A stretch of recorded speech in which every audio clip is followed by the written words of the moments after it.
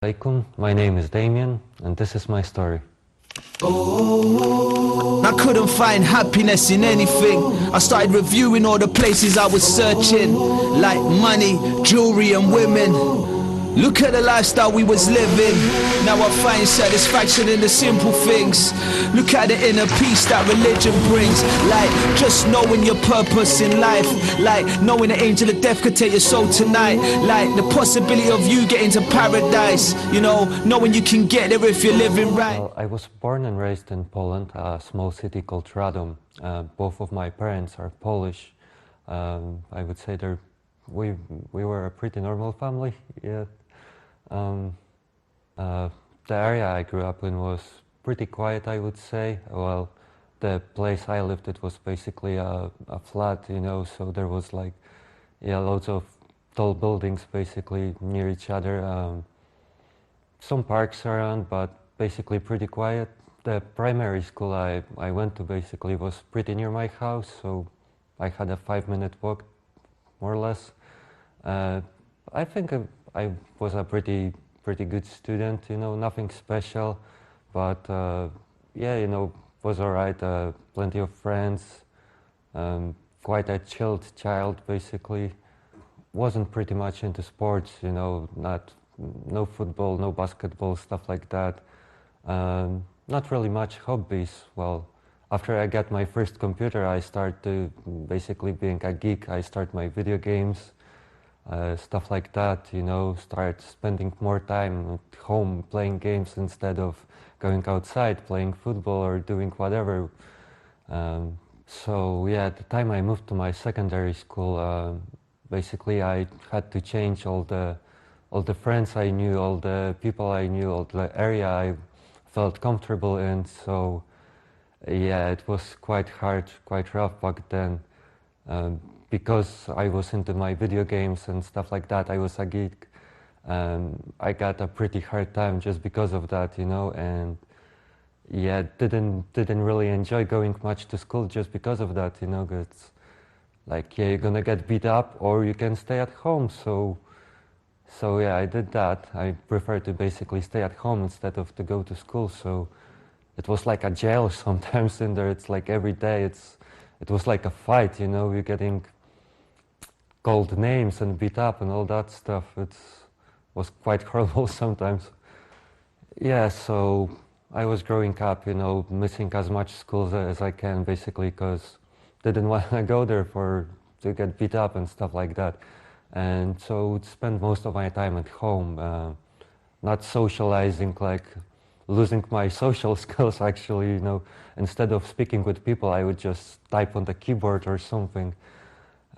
So yeah, that was it, you know. Maybe I would go to school once or twice in a couple of weeks, you know, just because I was called into school, you know, that teachers was worried and stuff like that. You know, my parents made me to go to school, you know, just when they found out I don't want to go out there. But the time I actually quit school, you know, I was about 18. My mom was working in France at the time, you know, and my dad had a day shift, so he never knew if I'm at home or not. So basically I would stay at home, play my video games, and I thought, wow, this is the life, basically. You know, all I need, I have my parents paying the bills for me, I'm staying at home, I'm doing what I like, and I don't have to socialize with anyone else. I can basically be at home and do what I like. You know, don't have a job, well, people paying for me, that's amazing. And sitting at home, like all the online games, yeah, back then it was basically the life for me, you know. Didn't think much about finding a job, finding a girlfriend, socializing with other people. My parents wanted me to go to university, but I basically said, nah, no way, that's not happening, because school was like terrible experience for me. They tried, but I just said, nah, I'm gonna find a job maybe one day, and just I don't need the education in my life. How it sounds strange now, but yeah, at the time that was what I was thinking. So one day I got a phone call from one of my friends saying that there's a lot of job opportunities in Belfast, so basically do whatever you have to, pack yourself and come over. I was like, yeah, of course, you know, I heard on the TV and from a lot of my friends that the life and basically not in Poland, any other country would be much better, more money, more opportunities for jobs, stuff like that. So I decided to move out. I did my forklift license back in Poland and before I moved out, and my friend, basically the first day I got in the UK, went to Belfast, and straight away my friend found me a job. So yeah, I started working. I'm about 18, something like that. I'm about 18, just had my birthday. I have a job, I have a place to live, I have my income, and comparing to my life in Poland, I'm like, wow, you know, this is the amount of money I probably would never see. So yeah, you know, I was amazed. I was thinking like, wow, I can do all this stuff, I can spend it all, you know, start partying, doing stupid stuff. I mean, some of the people introduced me into drugs, you know, I start more alcohol, more stuff like that I would never do. Basically, I moved to Belfast. I'm Polish, but I knew some English. I was quite good. My English was quite well for a Polish person. My job was, officially, I was a forklift driver. That's what was my job title, basically. But I did so much more than that. I was building furniture, building racking for shops, stuff like that. Was learned. I was taught how to set it up, you know. But most of the times I would be a helper for a delivery guy, delivery person. So I would go out for deliveries with furniture with one of the drivers, basically. I mean, it's not the most exciting job in the world, but they paid me. And comparing to Polish income, you know, that was an amazing amount of money for me. You know, I was able to pay my rent, I was able to buy my food and party for the rest of it, you know, spend it all alcohol on drugs and stuff like that. Yeah, at that stage, both my sister and my mother was living in Belfast with me, basically, so we shared a house. So when I was about 23, I decided to move house. I had to live on my own. So basically I can do whatever I want, because yeah, my family told me, you know, that's not actually the way to go. So yeah, too much alcohol, too much stuff like that, you know. So I decided, yeah, I'm gonna move out, I'm gonna live on my own, so I can do whatever I want, maybe find a girlfriend, maybe, you know, improve, do whatever I want, basically. So yeah, about 23, I got a place for myself. I had enough money to manage that. With my income, I was able to pay all the bills, like I said, and have enough for food, for drugs, for alcohol, for whatever I wanted, basically. And I still was into my gaming back then. So yeah, every basically console, every way to not think about real life, you know, it was there for me, my games and all the intoxicants. So I would spend a lot of time, you know, locked, and I would spend a lot of time in my flat, basically, you know, for hours and hours. If I didn't have to work, that's all I would do, basically. Drink, play games, maybe smoke, of course smoke. And basically the time I had to go to work, I would call in and say, yeah, I'm sick, I need my holidays, do whatever I say, whatever lie I can, just to not go to work if I have the money left. Well, if the money would run out, well, I have to go back to work, so I would go do that. And I would lie and lie, like constantly, you know, to the point I actually had to Google good lies to not go to work, you know. And for some reason my boss believed it, but yeah, that's what happened. Well, because my sister and my mother left in Belfast for not far away from I was living, you know, basically I didn't feel like I need to go to Poland too much. Like the two closest persons that, you know, I felt close to was living near, so didn't feel like going even on vacation, on holidays to Poland. But yeah, you know, I had to visit my elderly, like my grandpa, my grandma. You know, it was quite nice to meet some of the people I used to hang out with, even if there wasn't much of them. And of course, my father was still living in Poland at that time. So once, maybe 3 years, maybe 2 years, I would go to Poland to visit, but it felt like like not in the. I didn't feel too comfortable in there. It like felt really wild, comparing to the place I was living in Belfast, basically. But you know, well, coming from the, I had some money. I had some money saved, so going to a poor country that Poland was back then, you know, I was like, felt quite good, you know, because I was able to afford things that most of the people wouldn't be able to do back then, you know. Maybe it's, I don't want to sound too high and mighty on it, but yeah, it made me feel quite proud, basically, seeing all my friends that can't really find a job and don't have much money on them. You know, I was able to go party with them, basically pay for everything. You know, people wanted to hang out with you just because you have money, you know, and I knew that, but didn't bother me. You know, I was like, yeah, you know, just come over, you know, I can do this, I can buy that, you know. So when I spent my money in Poland, you know, every time I came back to Belfast, I actually felt back in home, even if I wasn't there for very long, you know, a majority of my life, but this place felt like home for me. Maybe because my mother and my sister was there, but don't know, but it felt like home. You know, would carry on like that for a couple of years without much change, you know, work if you must, party, drugs, games. But finally my boss decided that he's closing the company. That was after about 3 years of me working there.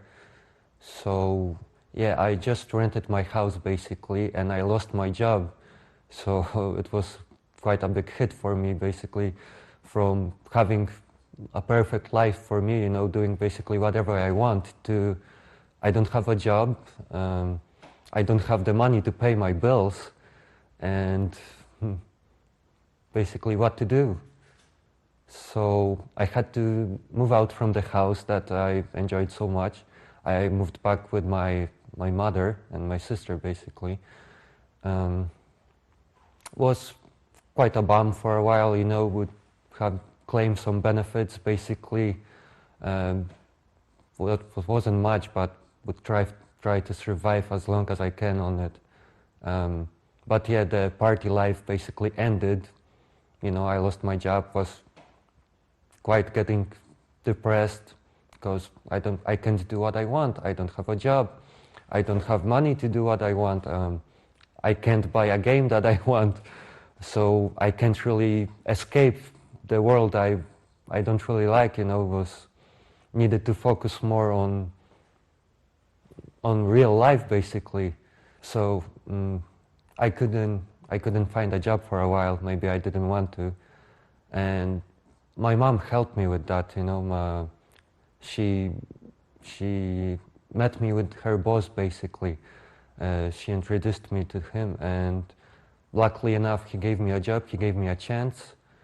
So after that, minimum wage, you know, nothing special, laundry, can't imagine, you know, being anything exciting, but, you know, had enough money to basically pay some of my bills and maybe enjoy a little bit of the life that I enjoyed before that, like, yeah, a little bit more for alcohol, a little bit more for games, and basically buy some stuff that I want.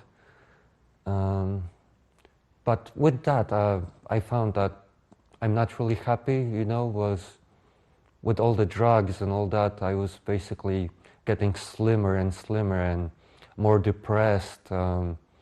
Basically, the things that I thought that makes me happy, actually, it put me down, and, because I wasn't much of a people person, wouldn't socialize too much, wouldn't talk to people, and would prefer to sit in my room and basically play my games, and yeah, to intoxicate myself.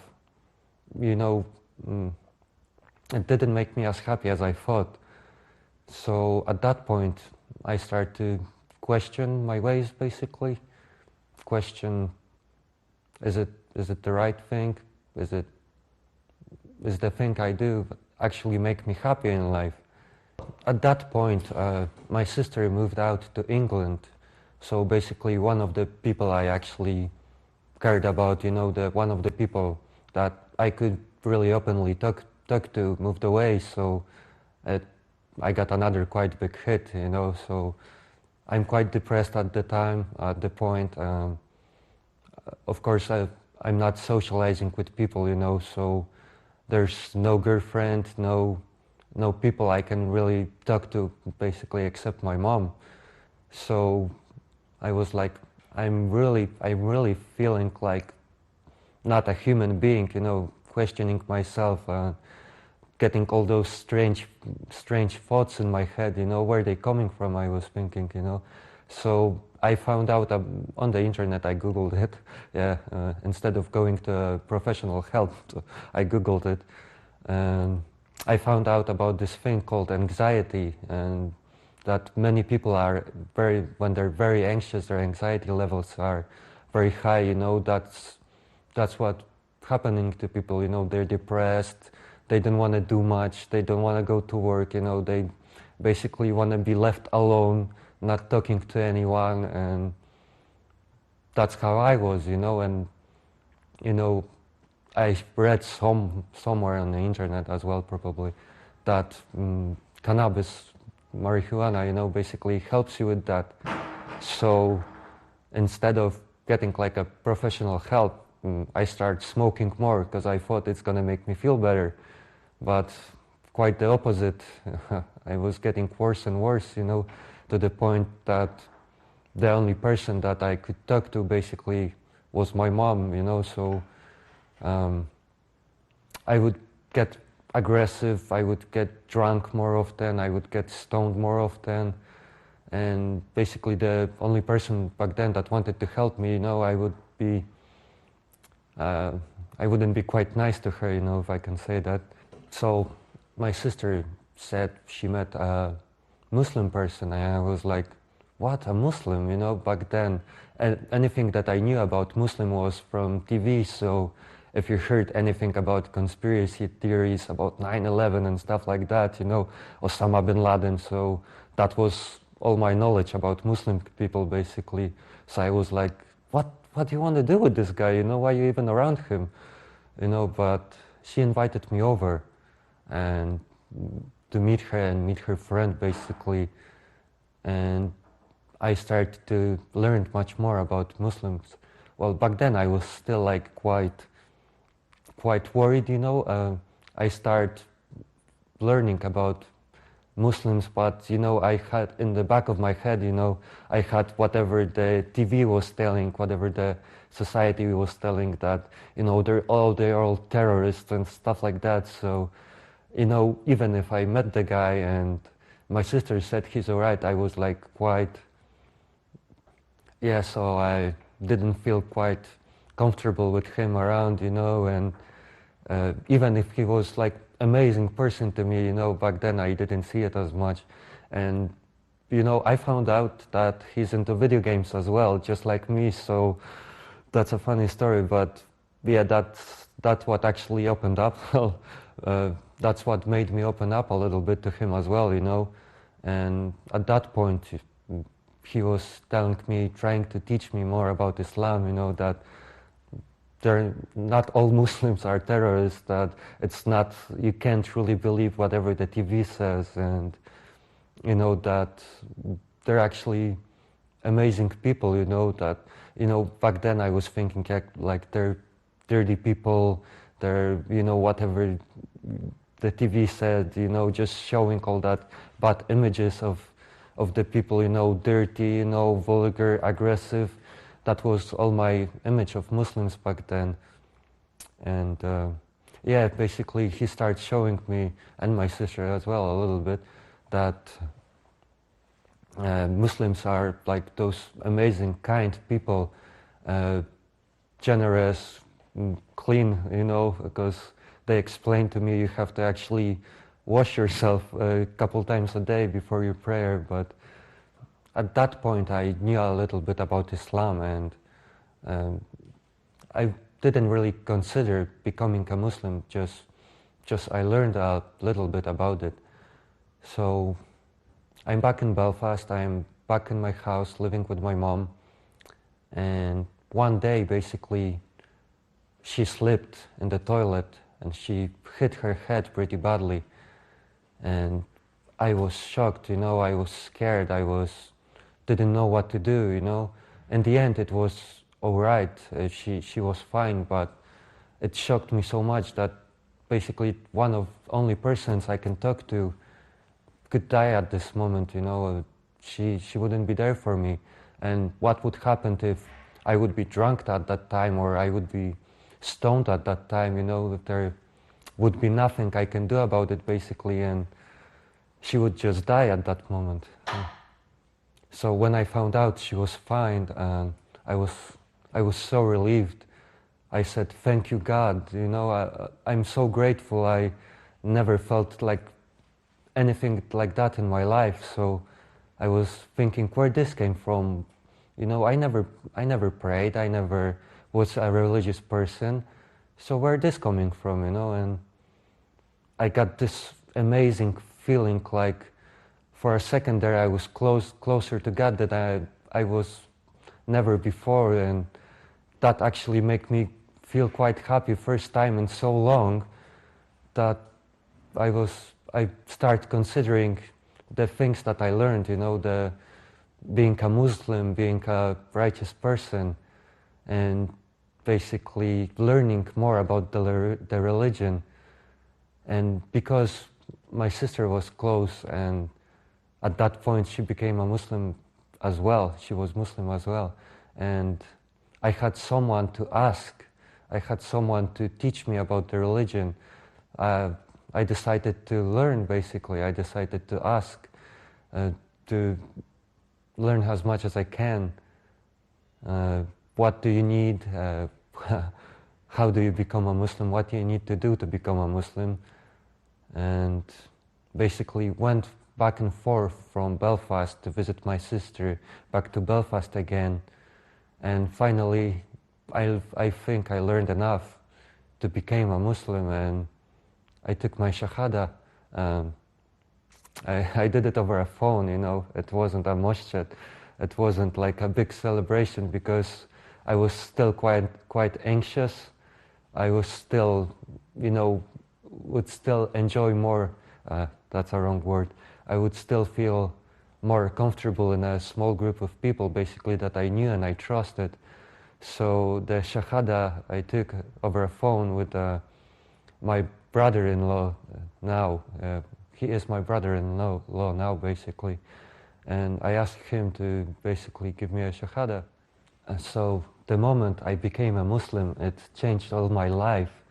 I stopped drinking, I stopped drugs, I started praying 5 times a day. I'm more social, because I met loads of brothers, you know, start going Jummah, people helping me all over, you know, brothers, all the good Muslims helping me. So yeah, I opened up to people. I became healthier because I stopped the bad of whatever I was doing. So yeah, just improvements from day after day, and I feel like getting closer to God with every day, with every prayer, and I stopped being depressed at that moment, and I'm happy with my life. So I would advise anyone to not listen to all the rumors you hear about Islam, not listen about everything you hear on the internet or in the media. I mean, if you really want to know the truth, learn about it. Learn it from the people that actually know about it. Read a little bit of Quran, even Google it. Go online, check interview just like this one. Assalamu alaikum. Yeah. Yeah.